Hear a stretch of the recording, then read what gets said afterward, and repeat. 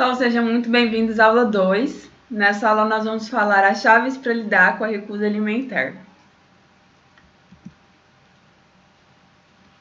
Essa aula é baseada no meu método 7 pilares da alimentação infantil. E são diversas estratégias para você aprender a lidar com essa dificuldade alimentar da criança, com essa seletividade alimentar. E também, não só isso, mas também prevenir, né?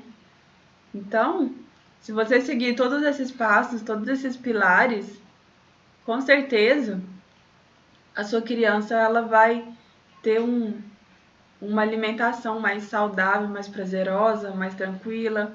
Os momentos das refeições não serão mais os mesmos. Então vamos ao primeiro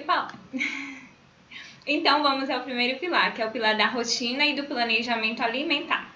Bom, antes de começar todas as outras estratégias, é muito importante falar desse pilar, porque sem planejamento nós não conseguimos fazer nada na nossa vida. E quando se trata de alimentação saudável, nós sempre deixamos em último lugar. Então é importante analisar a rotina e fazer um bom planejamento para que nós conseguimos colocar em prática o que aprendemos, né, principalmente sobre alimentação infantil.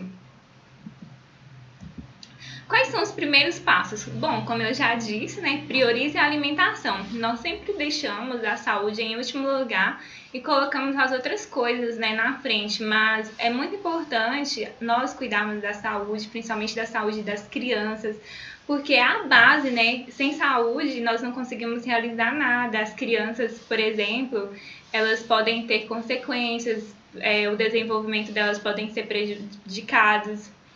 E o segundo passo é sempre ter alimentos saudáveis em casa, porque não adianta nada o nutricionista passar uma orientação adequada para as crianças e aí ela abre a geladeira, só tem alimentos industrializados, na despensa não tem os alimentos à vista, né, à altura da criança.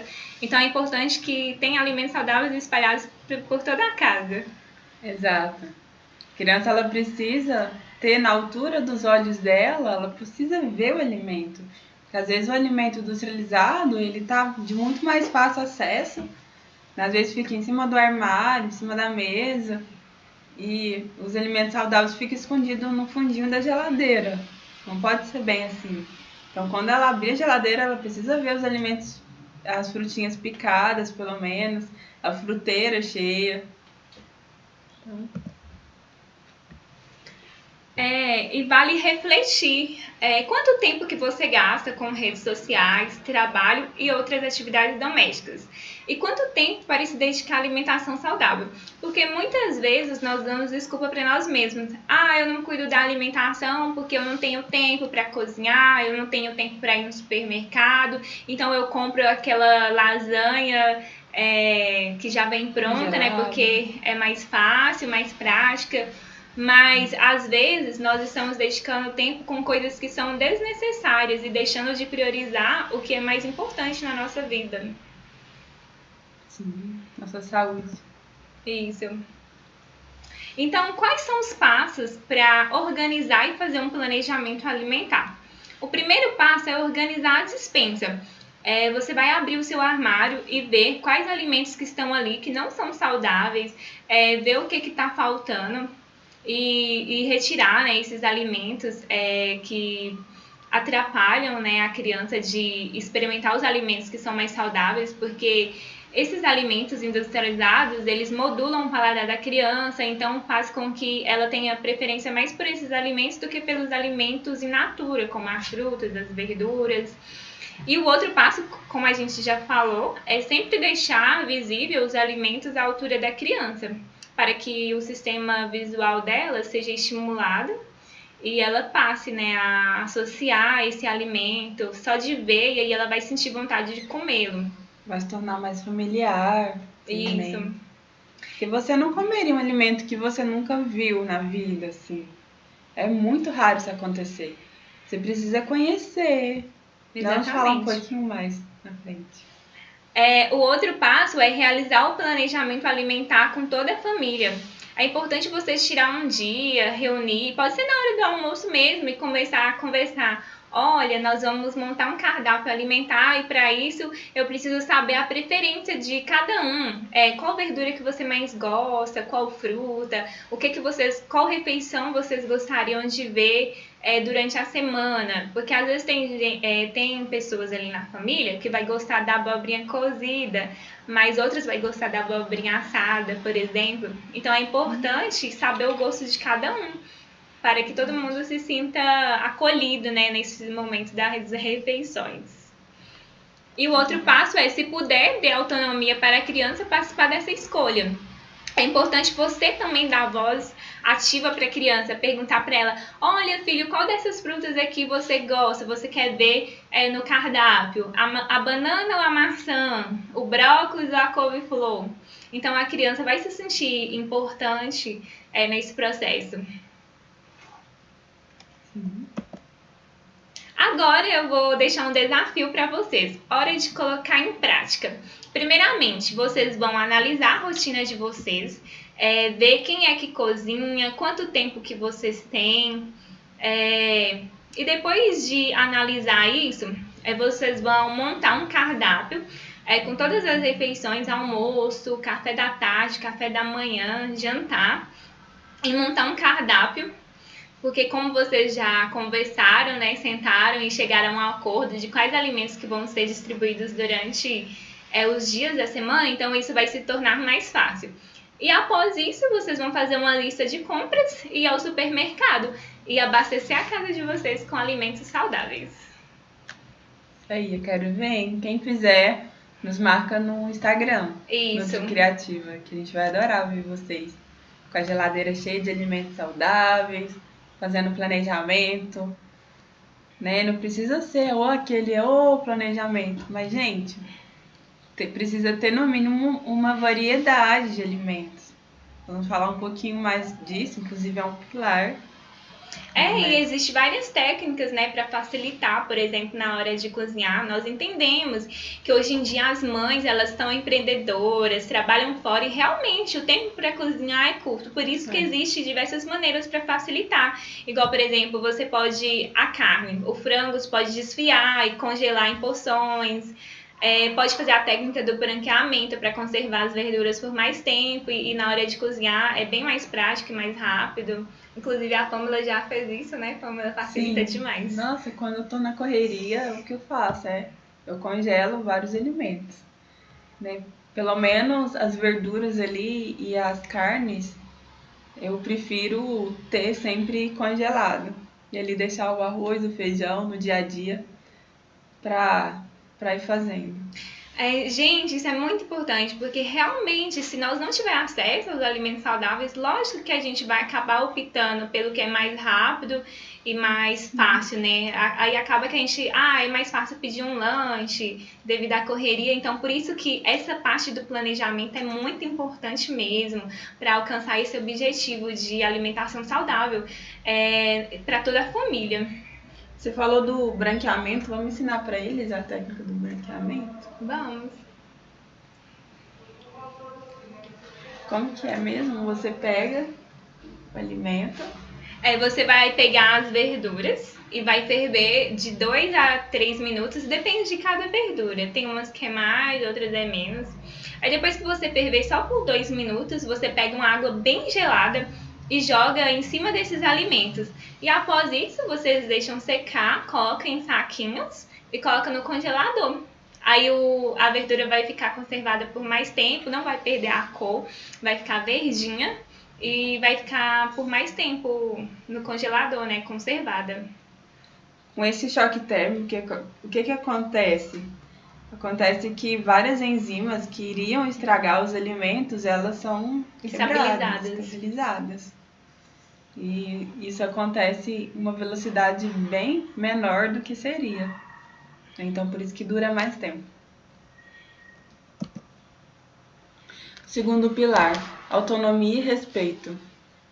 Então, o que seria isso, gente? Acho que esses dois conceitos, eles andam muito juntos. Então, a família, ela deve proporcionar um ambiente que favoreça a autonomia da criança. Então, nós que vamos proporcionar isso.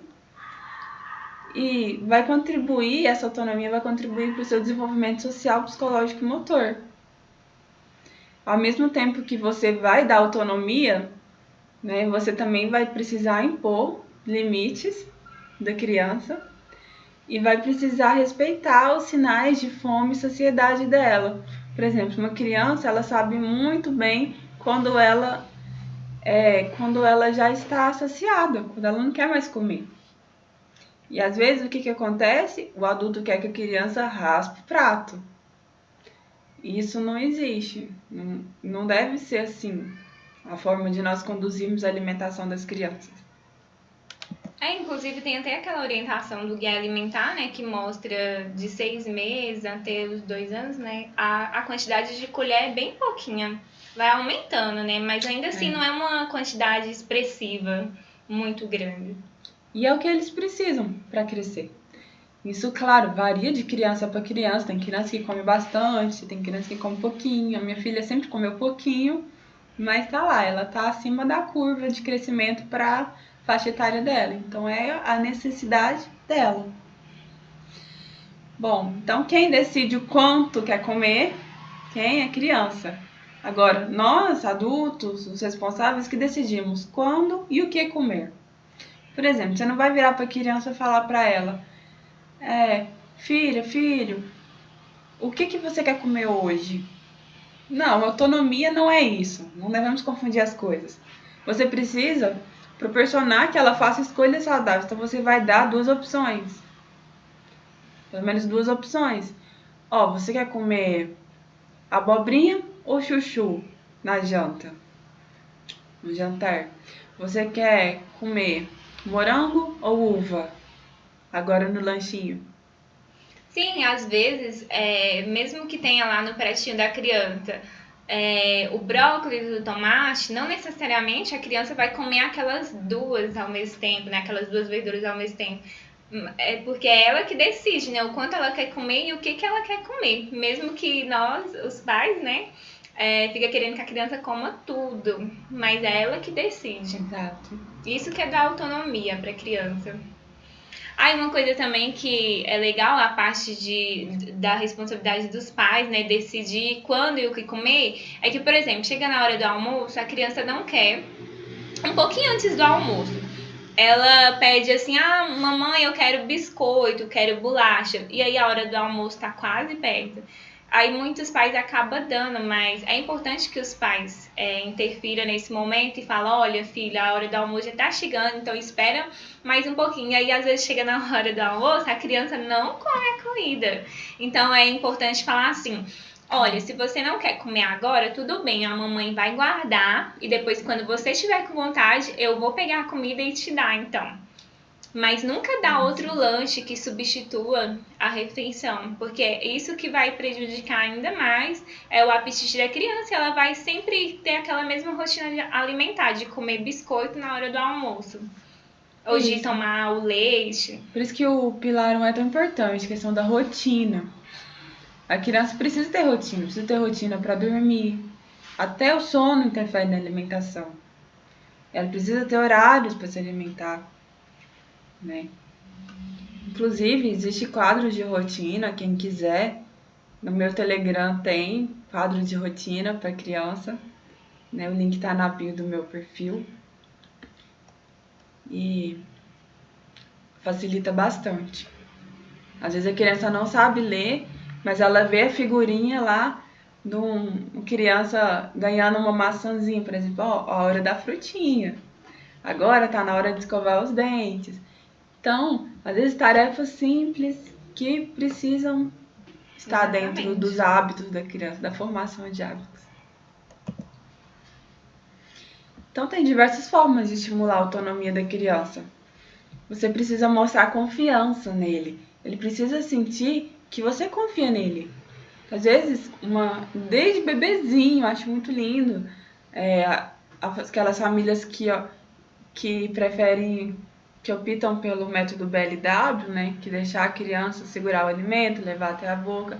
É uma forma linda de incentivar a autonomia da criança. E também aquelas famílias que são mais tradicionais, que querem dar comida na colher mesmo, ou que quer mesclar os 2 métodos, né, e fazer uma participativa. É bacana também você dar autonomia para a criança levar a colherzinha até a boca. Por volta de 1 ano de idade, ele já consegue. Deixar ela fazer bagunça com a comida, deixar ela experimentar, é o mundo dela, né? Sim, com certeza. Às vezes bagunça é legal. Não é sempre que bagunça é ruim.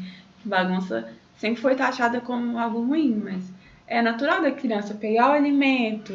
Às vezes não tem uma coordenação motora tão formada. Então vai deixar um pouco cair mesmo. Às vezes vai deixar cair no chão. Vai querer brincar um pouco. Ela vai sair da refeição toda sujinha de comida, né? Isso. Mas é muito bacana isso, porque isso que é dar autonomia, né? Sim. Não ter medo. Tem crianças que os pais não deixam se sujar com a comida. E o que acontece? Eu já vi muito relato de criança seletiva no consultório, assim. Acontece que eles crescem e a família fala: o menino não quer nem tocar no alimento, tem nojo. Então, às vezes foi um erro cometido lá na introdução alimentar, aí que é bom a gente falar. É que às vezes na hora que a criança vai comer, ai filho, não pode fazer bagunça, não deixa a comida cair no chão. Cuidado. Então essas coisas claro, a gente precisa falar, a gente tem que pôr limites também, mas tudo que é exagerado é ruim. Sim, exatamente. Então, nós trouxemos aqui alguns exemplos de como você vai estimular a autonomia da criança.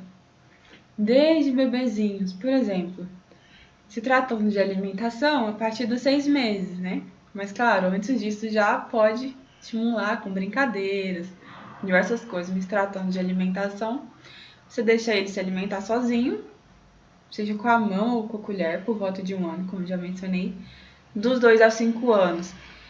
Ajudar a colocar a toalha na mesa, por exemplo. Convidar a criança para lavar as frutas, os vegetais.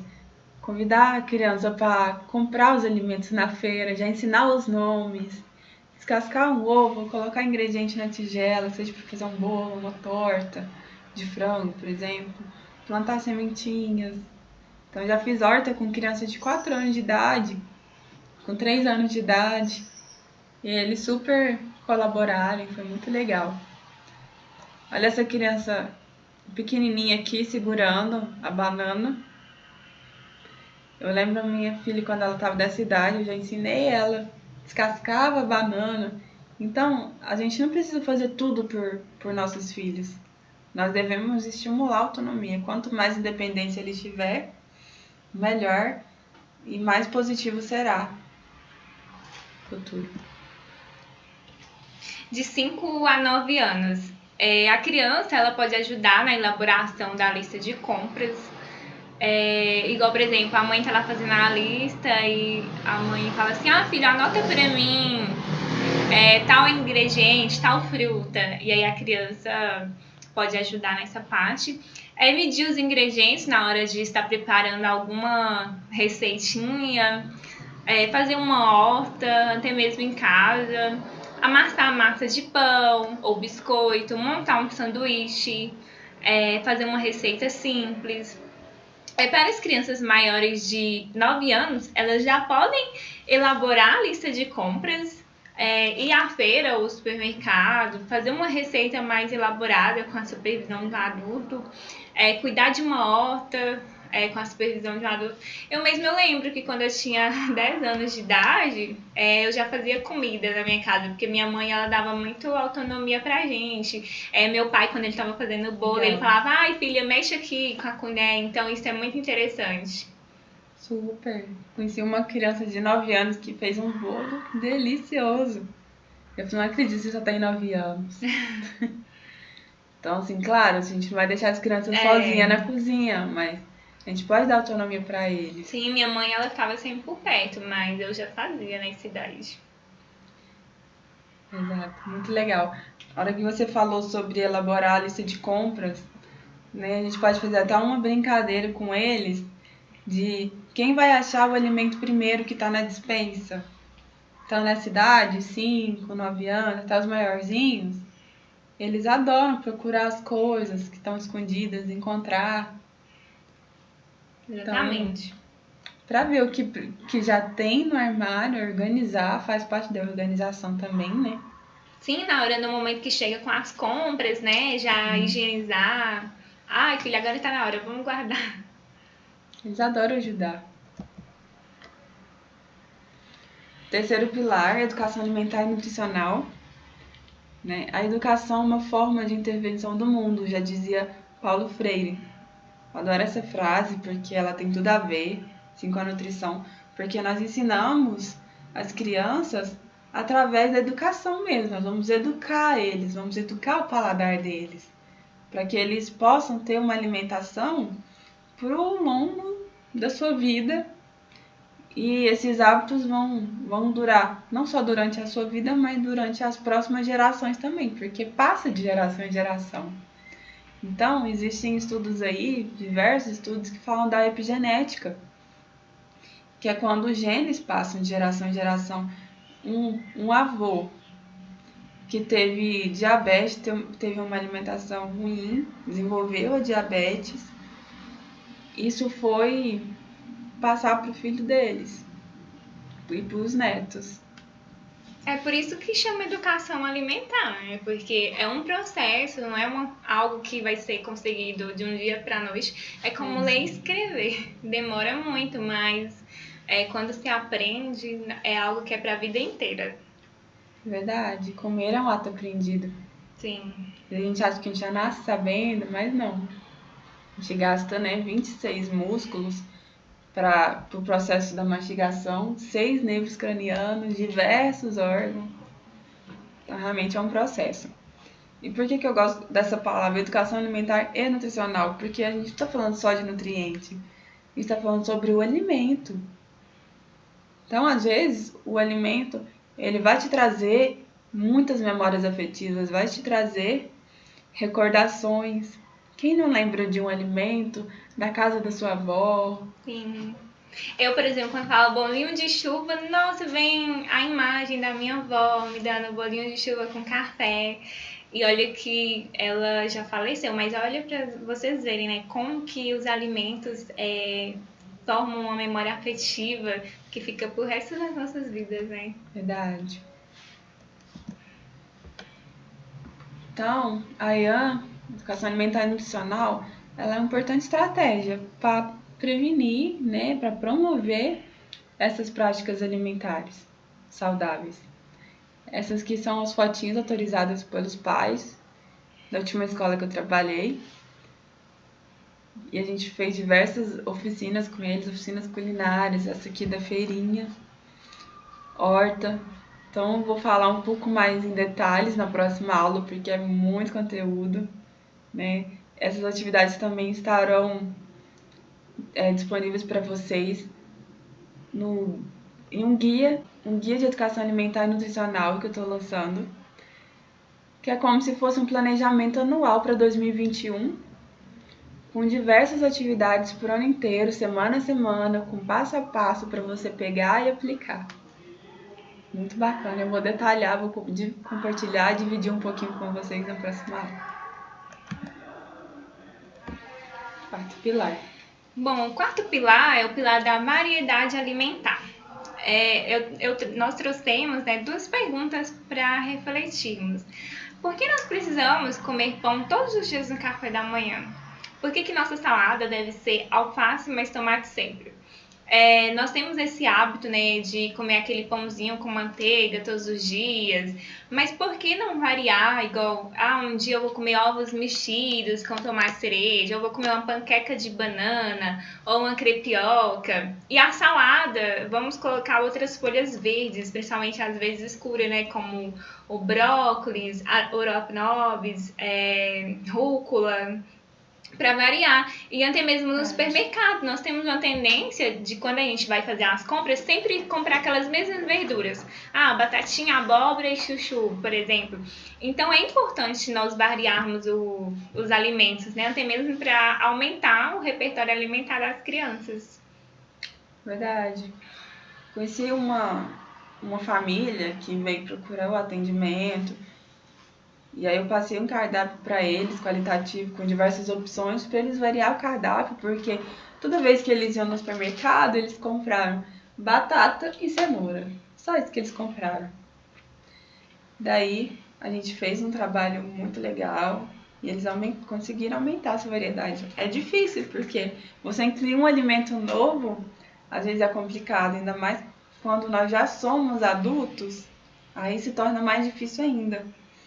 Então, quando você aumenta essa variedade alimentar desde as crianças, às vezes eu não gosto de algum alimento, sei lá, não gosto muito de jiló, mas eu já dei jiló para minha filha. E às vezes a gente, aquele alimento que a gente não gosta muito, a gente nem compra, né?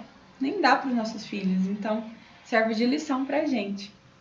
Sim, exatamente. E no momento de comprar, às vezes dá para variar, né? Preparar diversas receitas diferentes. Verdade. Quinto pilar, alimentação começa antes da mesa. O que seria isso? Gente, não é só no momento das refeições que nós devemos falar sobre alimentação, que nós devemos mostrar os alimentos para as crianças. Porque esse alimento ele precisa se tornar familiar e muito familiar para a criança aceitar comer. Porque imaginem só, uma criança, um adulto, né? Sei lá, a gente nunca comeu peixe cru antes, sushi. E talvez não tenha essa familiaridade. Eu preciso conhecer esse alimento primeiro. A origem, a história, né, por trás. Isso, por isso que é legal também a contação de histórias. Quando a gente envolve o alimento dentro de uma história, dentro de um contexto, usa esse mundo lúdico, esse mundo imaginário da criança, o brincar de fato, isso traz resultados incríveis. Inclusive, nós trouxemos essa ideia, né, para dentro do nosso livro, exatamente por isso. Ele tem 7 histórias infantis, mais de 70 pratinhos lúdicos, mas nós vamos falar mais detalhes na última aula para vocês. Mas é isso. A dica eu não ofereço o alimento só na hora das refeições, porque às vezes fica aquele climinha ruim para a criança, às vezes ela já não gosta daquele alimento. Então, convide a criança antes para fazer as compras, para conhecer o alimento, de onde que ele vem. Uma vez eu perguntei para uma criança, para algumas crianças, gente, da onde que veio esse alimento aqui? Eles me responderam, sabe o quê? Do supermercado. Então, muitas crianças não sabem que o alimento ele é plantado, ele é colhido, passa por todo um processo até chegar na mesa.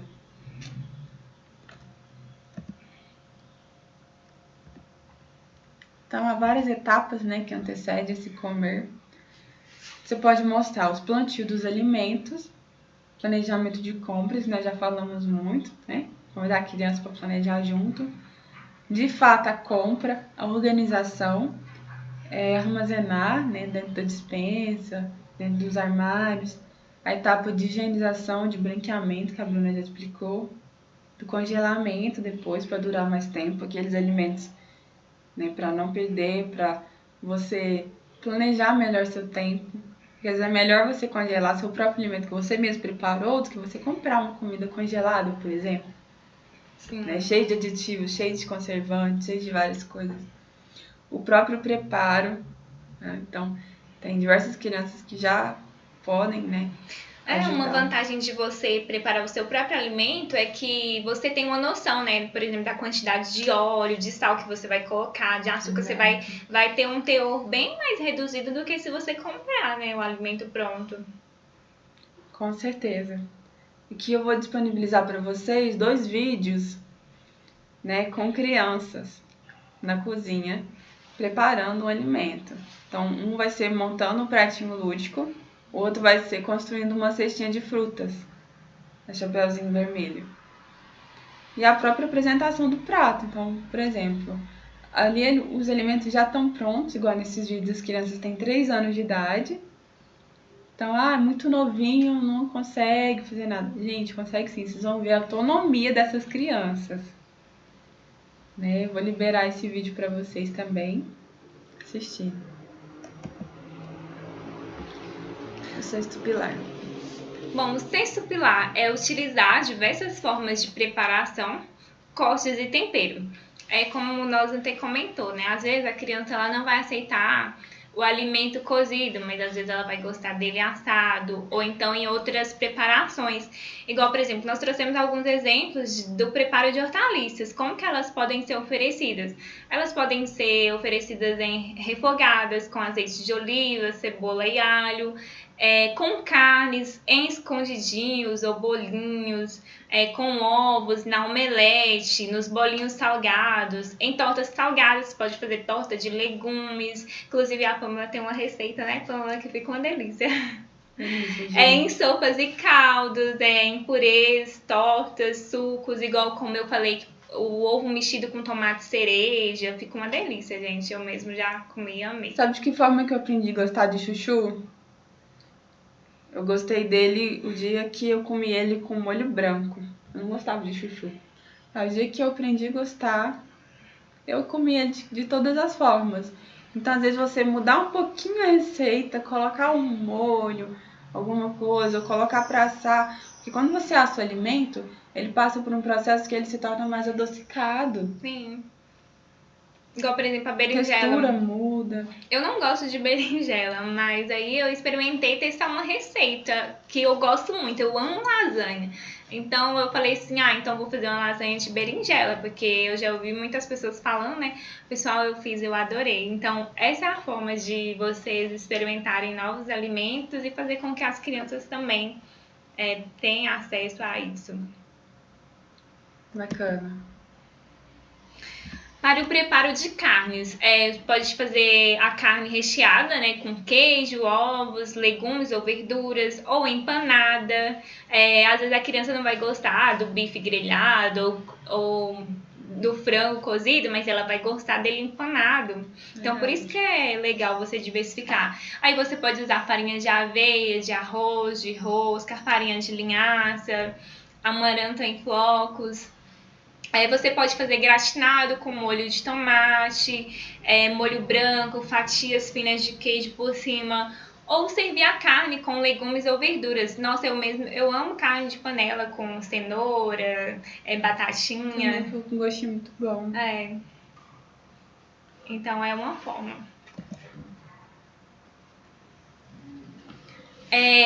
Existem também formas variadas de oferecer as frutas. Em vez de oferecer a fruta sozinha, você pode oferecer ela como iogurte natural, junto, né? As frutas com iogurte natural, inclusive, é uma opção de café da manhã, como a gente comentou lá atrás, né? Diversificar mais, sair dessa monotonia alimentar. Você pode oferecer a fruta com a pasta de oleaginosas, como por exemplo com a pasta de amendoim, de castanha do Pará, as frutas com mel, em panquecas ou crepes de frutas, em mingau, ou fazer um pratinho criativo com as frutas. Inclusive no Instagram da Pamela, Nutri Criativa, tem várias inspirações para vocês lá. E também pode fazer uma geleia caseira, sem açúcar, fica uma delícia. Muito bacana essas ideias, hein? Sim. Lembrando que o mel, ele é indicado para crianças acima de 2 anos de idade. Acima de 1 ano por causa do botulismo, que tem uma toxina que pode ser muito prejudicial para a criança. E acima de 2 anos por causa do açúcar mesmo. Iogurte natural, de preferência aquele que tem 2 ingredientes só. Sim. Quanto menos ingredientes, melhor, gente. Uma outra forma também de aumentar a aceitação das crianças, né, pelos alimentos, refeições, é a forma de você apresentar para a criança. Igual, por exemplo, esses pratinhos aqui, nós trouxemos exemplos. A criança vai ver e vai sentir vontade de comer, porque você pode falar, olha, filho, o balão mágico, ele vai subir pelas nuvens. A Chapeuzinho, ela tá colhendo as frutinhas. O ursinho tá andando de bicicleta, então a criança vai se sentir bem mais estimulada, porque é uma forma divertida de você apresentar as refeições para as crianças. Com certeza. Gente, inspiração que não vai faltar. No nosso livro tem mais de 70 pratinhos lúdicos para vocês, com passo a passo, detalhado, para vocês pegar simplesmente e reproduzir. E ainda videoaulas gravadas, né, Bruna? Sim. Nós fizemos para vocês não terem desculpa. e utilizando ainda todos os utensílios que tem em casa, né? Então não vai precisar de formas, de cortadores, de nada disso. Outra forma é apostar no uso de temperos naturais para deixar as refeições ainda mais saborosas. Então, utilizar cúrcuma, pimenta caiena, em vez de usar aqueles temperos industrializados, né, que eles estão ricos em sódio. Então, é importante aproveitar esses temperos que já estão presentes na natureza, né, como a cebolinha verde, o coentro, deixar a comida saborosa e ainda saudável. Verdade, se a Tamara tivesse aqui, ela diria que a boa comida, o segredo da boa comida está nos temperos. Sim. Que ela usa e abusa dos temperos, fica muito legal. Inclusive, nós trouxemos uma receitinha do sal de ervas, que você vai colocar 1 xícara de sal, 1 xícara de alecrim, 1 xícara de manjericão, 1 de orégano e 1 xícara de salsa. Aí você vai bater tudo no liquidificador. E aí você pode utilizar nas suas receitas. É uma forma de reduzir o consumo do sal também. Então é ótimo. Fica uma delícia. Sim. E o 7º pilar, que é você realmente envolver toda a família no processo.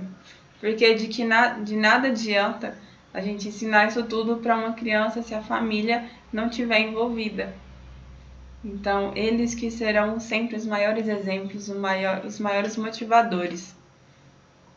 Porque as crianças, elas são ótimas imitadoras. Você vai ensinar elas a ter bons hábitos alimentares desde a infância. Isso vai tornar um adulto mais saudável, mais consciente, e as futuras gerações deles, como nós já falamos da epigenética. Então, esses foram os 7 pilares da alimentação infantil, né? O meu método que eu revelei para vocês para prevenir uma alimentação inadequada, né? Que pode trazer diversas consequências. Por exemplo, a seletividade alimentar, que nós falamos muito, né, nesse mini curso, mas também deficiências nutricionais, influenciar de forma negativa o desenvolvimento da criança. E na próxima aula, então, será sobre educação alimentar e nutricional na prática. Tenho certeza que vocês vão amar essa aula, porque vou trazer para vocês diversas atividades que vocês podem fazer com as crianças. Eu acredito que as nutricionistas vão amar também. Sim. É, Bruno? Então é isso, pessoal. Aguardamos vocês na próxima aula. Um abraço. Até breve.